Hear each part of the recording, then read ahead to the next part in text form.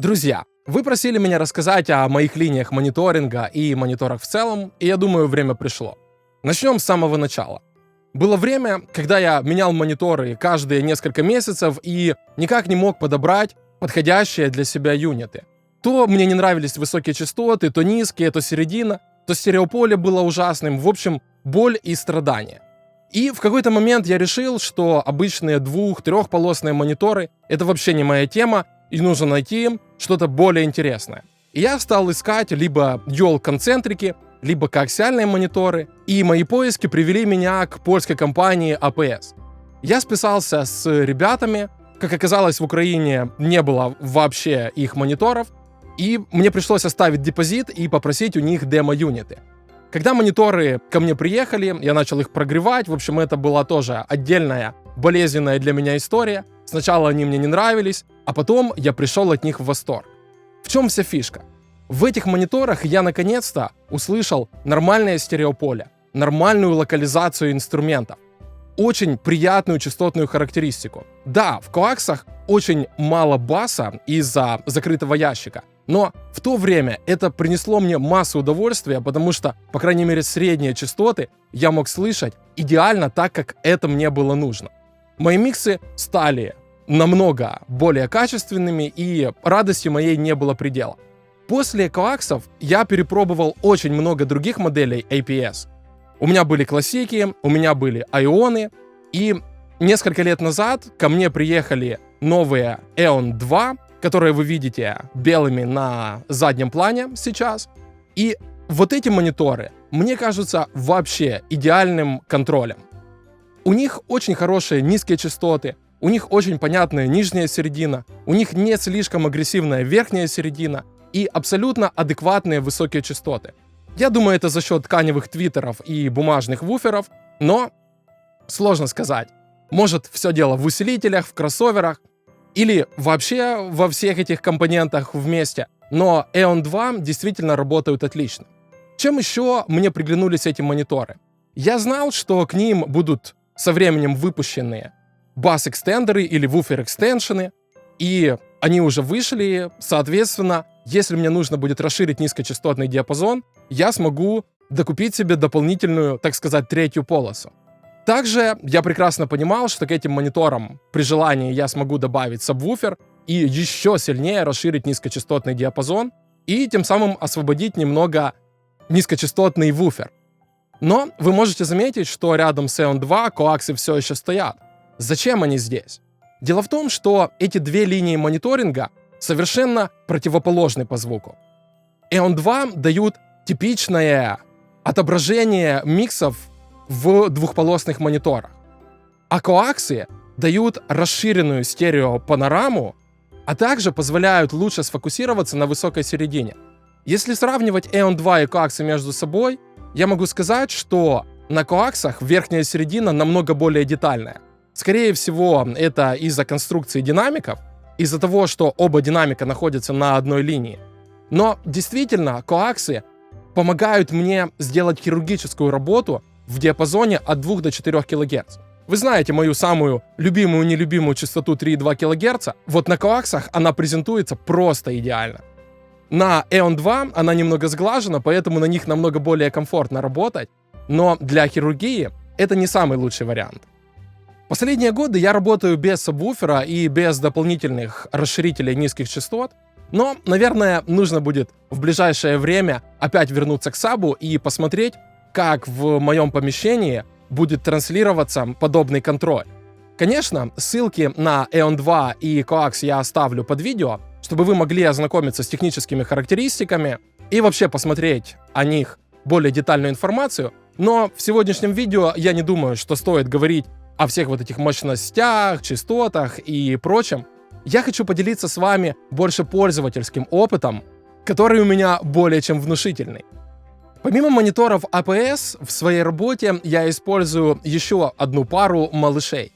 Это мониторы IK iLoud Micro Monitors.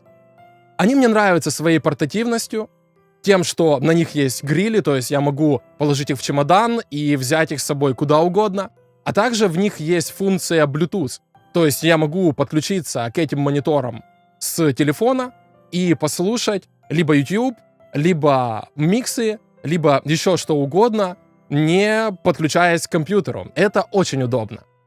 Если сравнивать звучание iLoud Micromonitor с APS, конечно, оно будет немного менее детальным. Это все-таки мониторы разных ценовых диапазонов, разных уровней.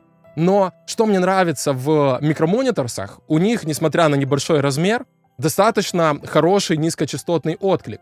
И в целом, если у вас нет вообще никаких мониторов, вы можете их использовать как полноценный контроль.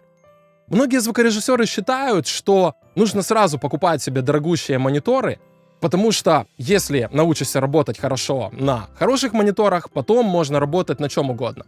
Но я с этим не вполне согласен. Если говорить на чистоту, я свою работу начинал вообще на колонках FOU с сабвуфером и с наушниками KOS Porta Pro. То есть это определенно непрофессиональное оборудование. Тем не менее, миксы, которые я сделал в то время, нравятся мне до сих пор.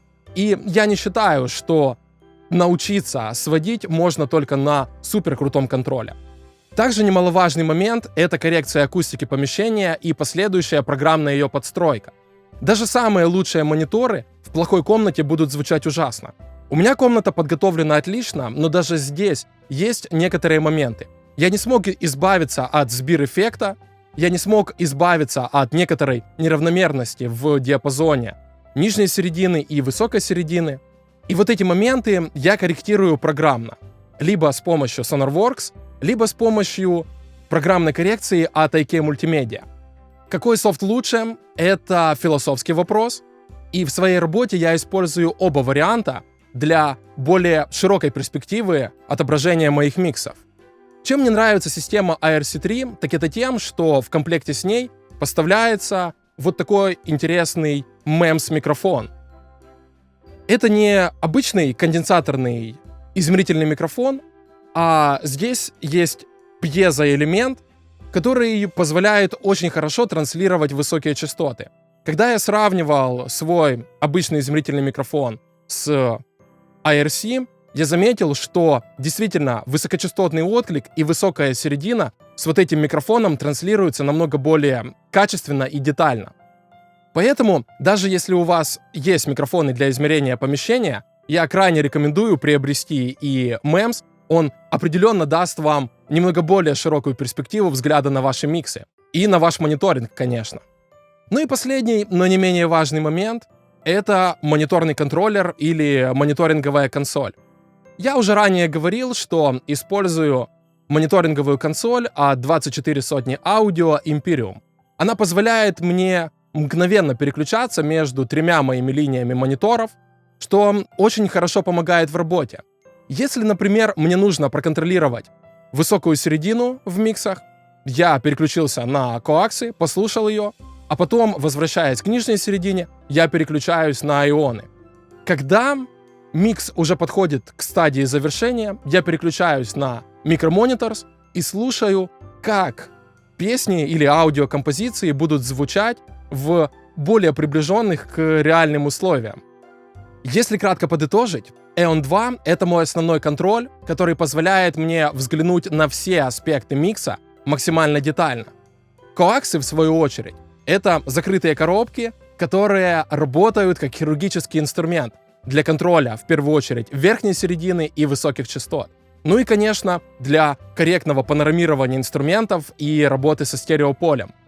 Ну а iLoud Micromonitors — это прекрасные портативные колонки с Bluetooth, которые можно использовать в качестве супер навороченного шит-контроля для проверки миксов на финальных стадиях работы с ними.